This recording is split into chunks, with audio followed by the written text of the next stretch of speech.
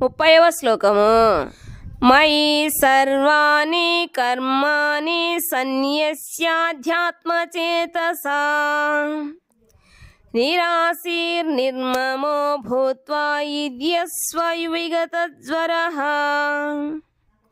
మయి నాకు సర్వాణి కర్మాని అన్ని రకముల కర్మలను సన్యస్య పూర్తిగా విడిచి ఆధ్యాత్మచేతస ఆత్మజ్ఞానముతో నిరాశి లాభములలో కోరిక లేనివాడవు నిర్మమ యజమానిత్వము మమత్వము లేనివాడవు భూత్వా అయ్యి యుధ్యస్వ యుద్ధము చేయవలెను విగతజ్వర మాంద్యము అలసత్వము లేనివాడవై.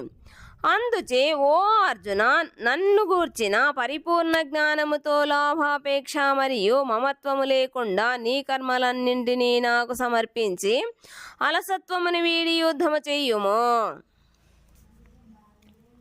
భాష్యము. ఈ శ్లోకము భగవద్గీత ఉద్దేశమును స్పష్టముగా చూపును. సైనిక క్రమశిక్షణలో వలె మానవుడు తన విద్యుక్త ధర్మములను నిర్వర్తించుటలో పూర్తిగా కృష్ణ చైతన్యవంతుడై ఉండవలనని భగవంతుడు బోధిస్తుండెను. అట్టి ఆదేశము పరిస్థితిని జటిలము చేసినను శ్రీకృష్ణునిపై ఆధారపడే కర్మలను నిర్వర్తించవలెను. ఎందుకనగా అదే జీవుని సహజ నిజస్థితి. భగవానుని ఆజ్ఞలకు లోబడి ఉండుటయే జీవుని సహజ నిజస్థితి. కనుక భగవంతుని సహకారము లేకుండా జీవుడు స్వయముగా సుఖమును పొందలేడు. కనుకనే సైన్యాధ్యక్షుని వలె అర్జునుని యుద్ధము చెయ్యమని శ్రీకృష్ణుడు ఆజ్ఞాపిస్తుండెను. భగవానుని సంకల్పము కొరకై మానవుడు సర్వమును త్యజించుటయే కాకుండా విద్యుక్త ధర్మములను కూడా ఎటువంటి యజమానిత్వము మమకారము లేకుండా నిర్వర్తించవలెను. అర్జునుడు భగవంతుని ఆజ్ఞను గూర్చి చింతించనవసరము లేదు. అతని ఆజ్ఞను అమలుపరచుటయే అతని కర్తవ్యము. శ్రీకృష్ణ భగవానుడే సర్వాత్మలకు ఆత్మ అయినవాడు. కనుక వ్యక్తిగత భావన ఏమాత్రము లేకుండా అనగా పూర్తి కృష్ణ చైతన్యవంతుడై పరమపురుషునిపై పూర్తిగా ఆధారపడిన వాడే ఆధ్యాత్మ చేతస్కుడుగా పిలువబడును. నిరాశి అనగా కర్మఫలములను ఆశింపక యజమాని ఆదేశానుసారము వర్తించువాడు. ధనమును లెక్కించు గుమస్తా తన యజమాని కొరకు లక్షలాది రూపాయలను లెక్కింపవచ్చును. అయినను అతడు అందులోని ఒక్క పైసా పైనను యజమానిత్వము చూపడు. అదే విధముగా ఈ జగత్తులో ఏది కూడా ఏ ఒక్క వ్యక్తికి చెందినది కాదని సమస్తము భగవంతునికే చెందినదిని ప్రతి ఒక్కరూ గుర్తించవలెను. ఇదే మయి నాపై అను పదముకు నిజమైన అర్థము. మానవుడు అట్టి కృష్ణ చైతన్యములో నడుచుకొనినప్పుడు నిజముగా దేనిపైనను ఆధిపత్యము మమత్వమును వహింపడు. ఈ భావనే నిర్మమత్వము. ఏదీ నాది కాదుగా పిలువబడును. దేహ సంబంధముల చేత బంధువులనే భావముతో అట్టి కఠినమైన నియమమును పాటించుటకు ఏదేని విముక్త కలిగినచో దానిని వెంటనే త్యజించవలెను. అట్లు చేసినచో మానవుడు విగతజ్వరుడు అలసత్వము లేనివాడు కాగలడు. ప్రతి మానవుడు తన గుణము మరియు స్థితిని అనుసరించి ప్రత్యేక కర్మలను చేయవలసి ఉండును. పైన వివరించబడినట్లు అతడు అట్టి కర్మలనన్నింటినీ కృష్ణ చైతన్య భావనతో నిర్వర్తించవలెను. అదే మానవుని ముక్తి మార్గము వైపునకు నడిపించగలదు. 31వ శ్లోకము. ఏమే మతమిదం నిత్యమనుతిష్టంతి మానవాః శ్రద్ధావంతో నసూయంతో ముచ్యంతే తేపి కర్మభిః. ఎవరు మే నా యొక్క మతం ఆదేశమును ఇదం ఈ నిత్యం నిత్యకర్మగా అనుతిష్టంతి సక్రమముగా నిర్వర్తింతురో మానవాః మానవులు శ్రద్ధావంతః శ్రద్ధాభక్తులతో అనసూయంతః అసూయ లేకుండా ముచ్యంతే విముక్తులవుదురు తే వారు అపి కూడా కర్మభిః కామ్యకర్మబంధముల నుండి నా ఆజ్ఞలను అనుసరించి తమ కర్మలను నిర్వర్తిస్తూ శ్రద్ధతో ఈ ఉపదేశమును అసూయారహితులై అనుసరించువారు కామ్యకర్మబంధముల నుండి విముక్తులగుదురు. భాష్యము.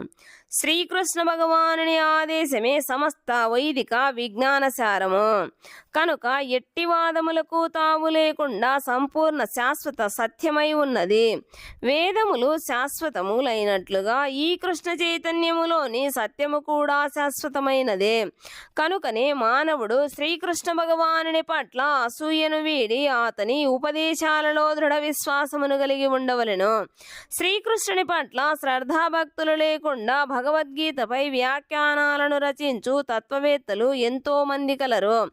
అట్టి వారు ఎన్నడూను కామ్యకర్మ బంధముల నుండి విముక్తిని సాధించలేరు.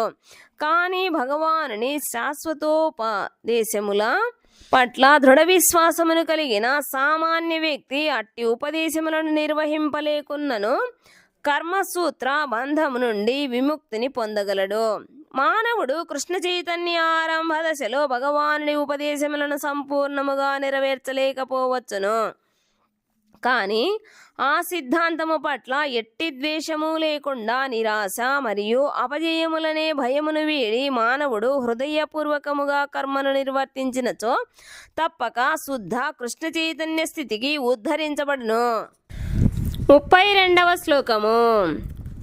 ఏ త్వేతదభ్యసూయంతో నానుతిష్టంతి మే మతం సర్వజ్ఞాన విమూఢంస్తాన్ విద్ధి నష్టాన చేతసః. ఎవరునో తూ అయినప్పటికీ ఏతద్ ఈ అభ్యసూయంతః అసూయతో నా అనుతిష్టంతి అనుసరించరో మే నా యొక్క మతం ఆదేశమును సర్వజ్ఞాన విమూఢాన్ అన్ని రకముల జ్ఞానములలో పూర్తిగా మూఢులైన వారు తాన్ వారిని విద్ధి తెలుసుకొనుము నష్టాన్ పూర్తిగా నష్టపడిన వారు అచేత సహా కృష్ణ చైతన్య రహితులుగను. కానీ అసూయతో ఈ ఉపదేశములను నిర్లక్ష్యపరిచి అనుసరింపని వారు సమస్త జ్ఞానవిహీనులుగను మూఢులుగను పరిపూర్ణత్వమును పొందు యత్నములలో నష్టపడిన వారుగను భావింపబడుదురు. భాష్యము. కృష్ణ చైతన్యవంతుడు కాలేకపోవుటలో గల దోషము ఇక్కడ స్పష్టముగా చెప్పబడినది. ఉన్నతాధికారి ఆజ్ఞ పట్ల చూపే అవిధేయతకు శిక్ష విధించబడినట్లుగానే దేవాదిదేవుడైన శ్రీకృష్ణుని ఆజ్ఞ పట్ల అవిధేయతకు కూడా తప్పక శిక్ష విధించబడును.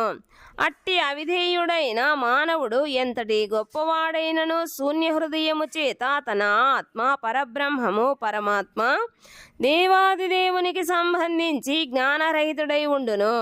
కనుకనే అతడు జీవిత పరిపూర్ణత్వమును సాధించుటకు అవకాశమే ఉండదు. 33వ శ్లోకము. సదృశం చేష్టతే స్వస్యాః ప్రకృతిర్జ్ఞానవానపి ప్రకృతిం యాంతి భూతాని నిగ్రహః కిం కరిష్యతి. సదృశం అనుసరించి చేష్టతే చెయ్యును స్వస్యాః తన ప్రకృతి గుణములో జ్ఞానవానపి జ్ఞానవంతుడైనను ప్రకృతి స్వభావమును యాంతి పొందును భూతాని జీవులన్నీ నిగ్రహము కిం ఏమి కరిష్యతి చెయ్యగలుగును. ప్రతి ఒక్కడు త్రిగుణముల నుండి తాము పొందిన స్వభావమునే అనుసరించును.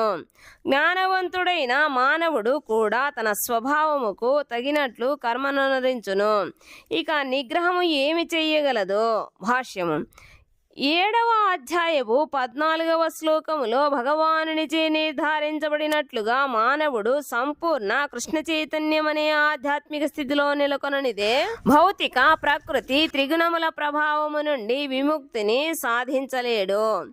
కనుకనే భౌతిక భావనలో గొప్ప విద్యావంతుడైన వ్యక్తికైనను కేవలము సిద్ధాంతపరమైన జ్ఞానము ద్వారా ఆత్మను దేహముకు అతీతముగా చూచుట మాయాబంధము నుండి విముక్తిని సాధించుట సాధ్యపడదు.